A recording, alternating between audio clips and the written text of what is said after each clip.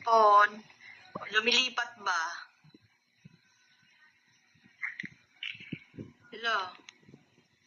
Inaanto ka na? Matulog ka na? Ano yan? Nandiyan ka sa kwarto? Ha? Yung may napo. Lakas ang buti. Nagingi. Tumawag si Kuya. Kinukumusta ka? Ulitin mo daw yung sinabi mo kanina na yung binibidyohan ka para may record. May record kami, i-record namin.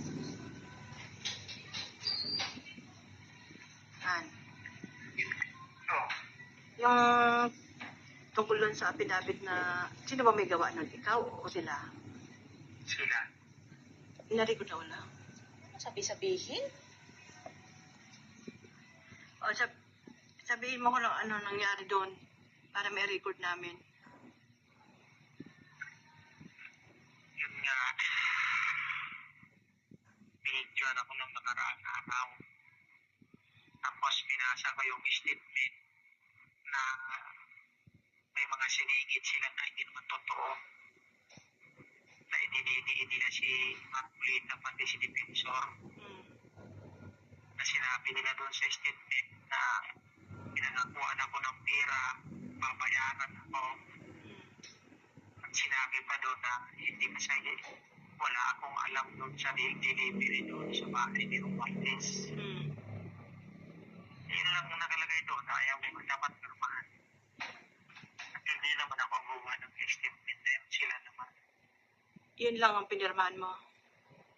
Yun lang. Yun lang yung nasingit doon sa ano ko. Saan ba yan? Sa pinakahuli? Hindi, nasa ano yun. Parang Gitna? 9 sa 12 yung kita ko doon. Tapos may upang 24 ng pera. Ba't ang haba naman? Sila gumawa eh. Pero yung affidavit mo nung una, nandun pa yon. Wala yun. Ibang version yun. Bago na yung Ay, ginawa. may ginawang panibagong affidavit para basahin mo. No, pinangako naman sa'yo nung una, nung pinirmahan mo, hindi na ilalabas yun. Sabi nila, hindi lalabas. Bakit ka pa nila pinabasa? Anong sense nun? Hindi ko alam kung ano. Idadalhin daw sa korte para mawala na yung kaso ko. Yun yung sabi eh. Nung ayaw mong basahin, anong ginagawa nila sa'yo? Pinipilit akong basahin ko eh. Kaya wala ko magawa.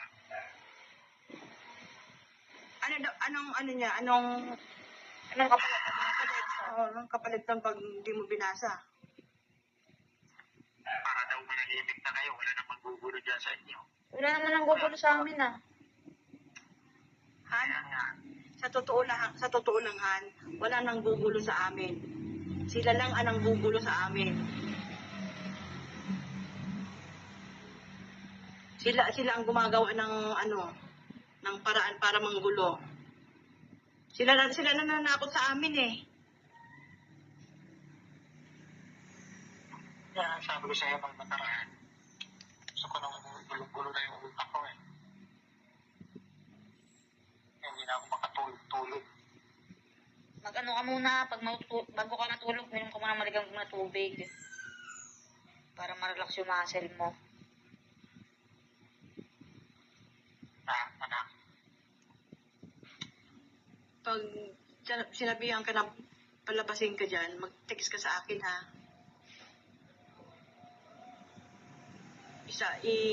Ano mo agad sa akin, text mo agad sa akin. Kung ano sa kaliman, pamantayin mo lang sila doon kung may hearing ng korte, pamantayin mo na lang sila sa city.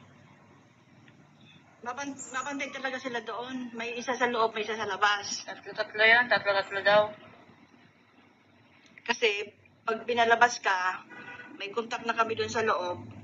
Doon ka na lang muna sa loob. Hindi ka na lalabas doon. Hindi ko alam mo. Plano nila sa akin.